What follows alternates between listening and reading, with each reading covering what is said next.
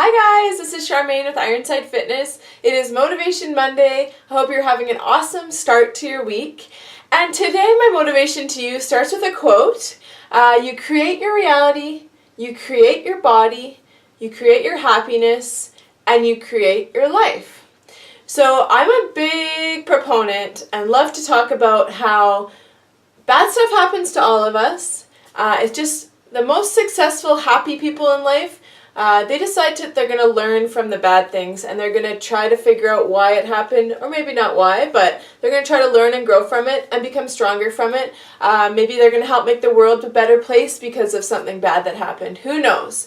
But they decide, this has happened, I'm going to learn from it, I'm going to grow from it, and I'm going to stay optimistic. So for me, I broke my back in 2009. My entire snowboarding career was ripped from under me. I was almost paralyzed. And I went through a long journey, recovering, returning to snowboarding, doing my best to make it back to that level. And once I realized that my body just wasn't quite where it needed to be, and my mind wasn't, and my heart wasn't, I decided to retire. And instead of going into a dark depression, going from being an elite athlete to nobody, who is what I felt like, I decided I was going to start helping other people. So I became a fitness trainer, and I grew my fitness business up to now having 2 studios, helping hundreds of people every year change their lives through really fun, effective fitness, lifestyle, and nutrition changes. So being an optimist is the only way to be in life. I really believe that glass is always half full, or it's full. It's not half empty.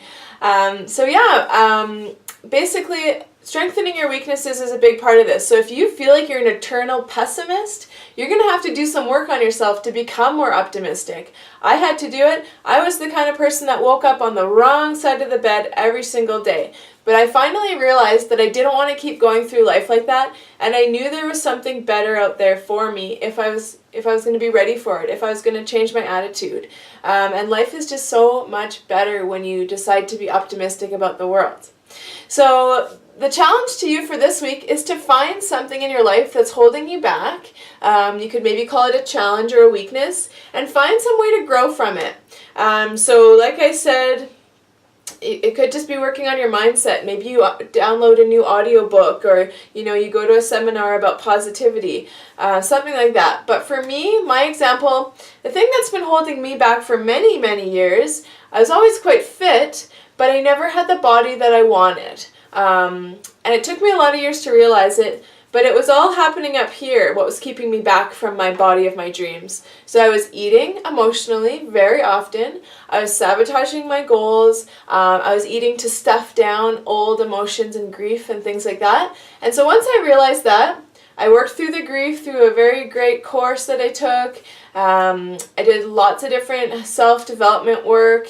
And a lot of it came down to being more aware. So I did some meditation work so that I could be more aware when I was eating out of control, obsessing about food, being more aware that I was doing it, and that was the first step to changing it.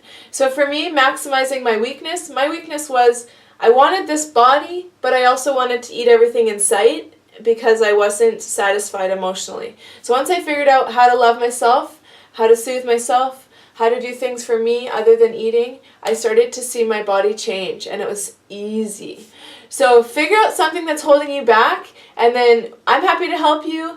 Anyone at Ironside's happy to help you. Figure out a plan to get out of it. Our 4-week challenge actually is just starting, and it's basically picking one personal goal, something you want to get better at. So a personal challenge or a personal weakness. It doesn't have to be physical. It could be mental, it could be nutritional, it could be a relationship. But pick it and let us know what it is, because we would love to help you. If you resonate with my story about emotional eating, and maybe that war with your body, that war with food is something you can resonate with, click on the link below. I have another video just talking about how I got out of my emotional eating habits, and I've developed a really neat step-by-step course that can help you get out of your emotional eating habits, get out of your own way, end that war with food, and just feel free around food instead of feeling stressed and like you have to eat certain things, you should do this, you should do this. We're not going to should ourselves anymore. We're going to escape that trap. So depending what your challenges are, if it's emotional eating, click below. I'll tell you a bit more about my program. This weekend I've got a couple seminars. One's on retraining your pelvic floor. So if you're like me, after breaking my back, after having my baby, I had some pelvic floor weaknesses. When I would sneeze, I would actually leak, and that was quite embarrassing. So I've done a lot of courses, a lot of studying, a lot of personal work on myself to learn how to really exercise the pelvic floor efficiently.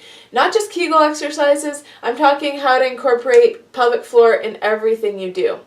The other one is how to rehabilitate shoulders, wrists, and knees. So I'm a really big proponent of strengthening your weaknesses physically as well as mentally. So if you're interested, make sure you check out those seminars, and we'll see you soon. Thanks, guys. Have an amazing week.